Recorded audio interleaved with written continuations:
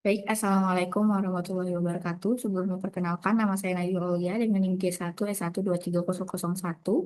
Baik, jadi permasalahan yang saya ambil itu bagaimana binding mode pada oliseridin pada mu opioid reseptor akan mempengaruhi stabilisasi konformasi reseptor yang berbeda dibandingkan opioid konvensional serta akan menghasilkan selektivitas respon.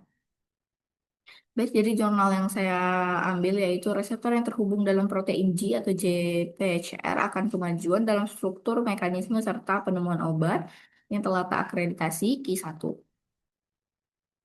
Baik, jadi pembahasan mengenai binding mode pada oliseridin pada mu opioid reseptor itu berfokus pada bagaimana interaksi struktural ligan dengan reseptor yang akan menentukan stabilitas konformasi yang berbeda dibandingkan opioid konvensional lainnya sehingga akan menghasilkan selektivitas responnya.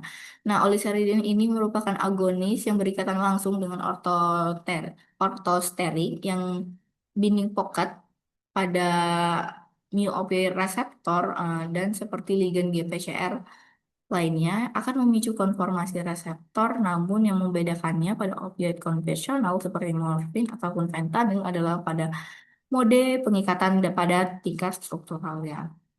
Nah, secara spesifik, orientasi cincin piridin oleh seridin yang miring ke arah TM2 akan menyebabkan interaksi hidrofobik dengan domain transmembran TM6, dan TM7 menjadi lebih lemah. Nah, akibatnya pergerakan heliks antara TM6 dan TM7 yang biasanya berperan penting dalam aktivasi reseptor akan menjadi lebih terbatas.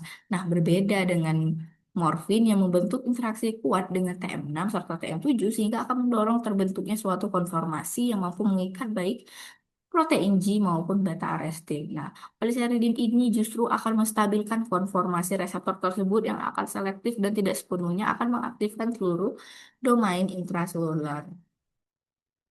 Nah, mekanisme ini juga diperkuat dengan jumlah pendukung yang berjudul bagaimana olisaridin atau sering disebut dengan TRV-130 akan mengikat dan menstabilkan mu dalam keadaan konformasi reseptor opioid yang secara selektif akan memicu jalur persignalan protein G yang juga telah terakreditasi Q1.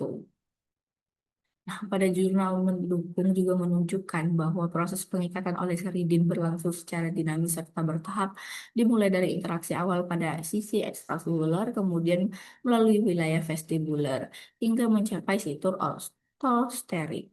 Nah, selama proses tersebut, ligan dapat berada dalam keadaan stabil dan membentuk berbagai interaksi spesifik dengan residu reseptor pada TM2, TM3, serta TM7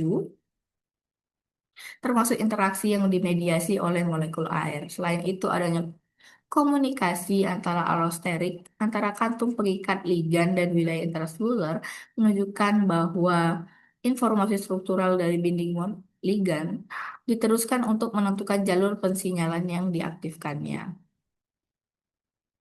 Nah, selanjutnya analisis dinamika reseptor menunjukkan bahwa TRV 130 dan morfin akan menghasilkan pola dinamika dan konformasi reseptor mu opioid yang berbeda.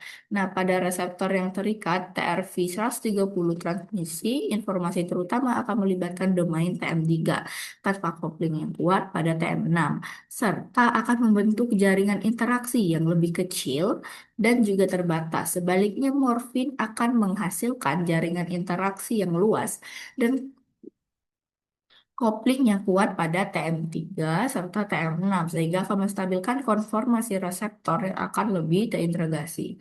Nah, perbedaan juga terlihat pada kontribusi residu yang tentu pada jalur alosterik wilayah vestibuler serta situs pengikatan natriumnya yang secara keseluruhan menunjukkan bahwa morfin akan melibatkan lebih banyak elemen struktural dan aktivasi reseptor dibandingkan oliseridin. Nah, dengan demikian, binding mode oliseridin akan menghasilkan stabilisasi konformasi mu opioid reseptor yang lebih spesifik dan terbatas, terutama dengan tidak melibatkan kekuatan domain pada TM6 yang penting dalam perekrutan beta arestin tersebut. Nah, konformasi ini akan mendorong prevensi aktivasi jalur protein G dibandingkan beta arestin, sehingga akan menghasilkan by side signaling. Inilah yang menjadi dasar selektivitas respons oliseridin, di mana efek analgesiknya tetap optimal dengan resiko efek samping yang lebih minimal dibandingkan opioid konvensional lainnya. Baik, sekian terima kasih. Wassalamualaikum warahmatullahi wabarakatuh.